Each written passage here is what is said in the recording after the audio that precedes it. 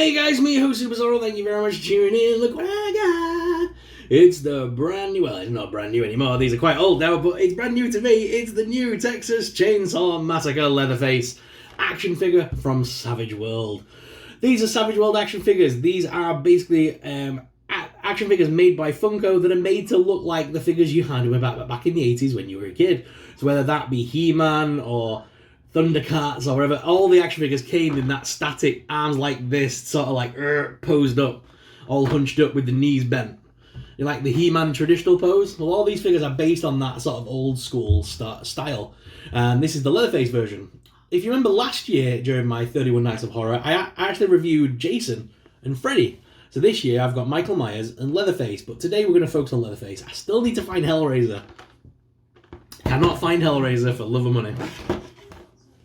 But today we're going to take a closer look at this Leatherface figure because he looks really cool. So let's go ahead and bust him out of the packaging. I think, if I remember rightly, I think the Savage World stuff's now done. I don't think Funko are making them anymore. Which is a shame, because they made all sorts. They made the horror line. Then they ended up remaking some of the Thundercat stuff. Then they did some Street Fighter figures. And then they made like the DC Savage World stuff. And the DC stuff looked awesome because it was like reimagined to look like He-Man. So like the Joker had a big battle cat thing, like lizard thing, and it was awesome. The figures just looked really cool, but they were just so hard to get hold of here in the UK. Now these monster ones, the horror ones, you can actually get on Amazon now pretty cheap. I think I picked this guy up for like 10 quid recently. It was like when I was trying to fill out the 31 days, I was looking at what I wanted in my collection and what I needed. And I just did some searching and I found loads of discounted figures from Funko like this. So it's always worth checking out and see what you can find.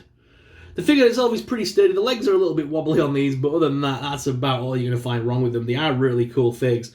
They do rock from side to side a little bit, I will warn you of that.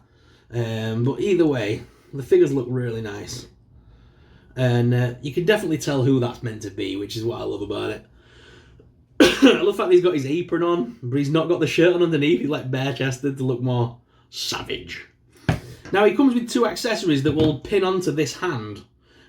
So we've got a hammer accessory, which, yeah, I know he kills a couple of people in the film with a hammer, but why would you want the hammer when you got the chainsaw? The chainsaw is the main weapon of Leatherface, so why would you go for anything other than a chainsaw? So let me slot that on. That is going to be his hand now from going like forever on my shelf. He's never going to use the hammer ever again. It's just this, just the chainsaw for me. It's a shame that these little end pieces don't come off, because it would be cool to kind of, I can still slot in his hand, but it would be cool to be able to use that as a proper hammer without the hole being in the bottom of it. So I can get him to actually hold the hammer.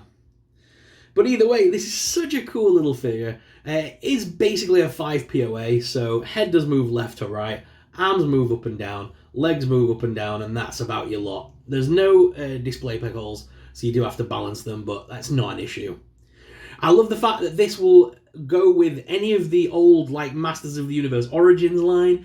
I've posed mine up before with, because I mean like the WWE did a bunch of random Masters of the Universe style figures, and I've got the Bray Wyatt, and the Bray Wyatt looks like these, so he fits in really well with them. So I plan on having a shelf dedicated to like these style of figures, and I'm going to make a whole like small shelf above my desk just filled with these guys. So the horror ones are definitely going to be on display.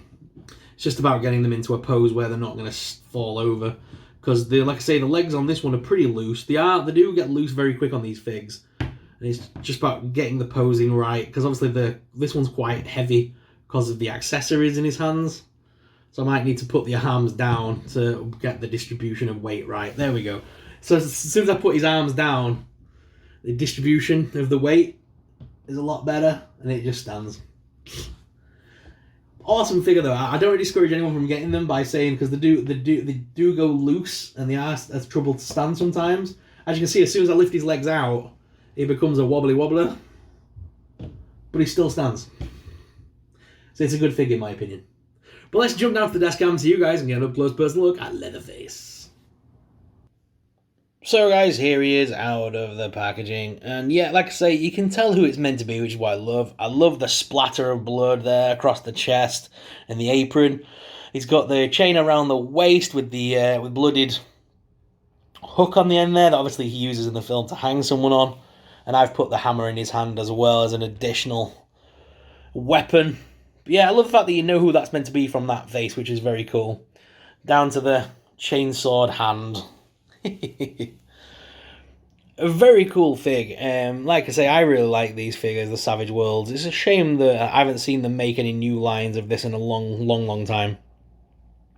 But I wish they would, because there were so many other horror icons they could now include in this line, and then you could have the traditional ones versus the newer ones. They could get the license rights and make all sorts of cool stuff, and I'd buy them. Like I say, grab this guy off Amazon. It's so cheap right now. I got both the Halloween one and Leatherface this year, and they were a tenner each. So were Jason and Freddy. They were online.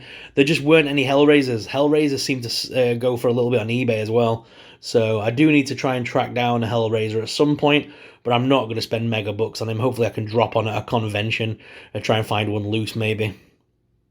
But yeah, either way, a cool fig. What do you guys think? Let us know. So guys, I want to thank you all very much for watching this video. I hope you guys enjoyed it. I enjoyed making it for you, so please do subscribe if you are new around here so you don't miss out on future videos. And if you're enjoying the 31 Nights of Horror, please let us know in the comments down below. We've got some big figures still to come on the channel over the coming weeks. It's been a slow start, but that's how I like to do it. I like to build up the anticipation for the big figs that we've got to come, because there's some amazing ones. We've got everything from Teenage Mutant Ninja Turtles monsters to NECA products to some life-size dolls, including a life-size Chucky. So stay tuned, some awesome stuff still to come on the channel. And guys, thank you very much for watching. As always, I'm your host, Superstar, and I'll see you in the next video. But until then, may the Force be with you. Bye!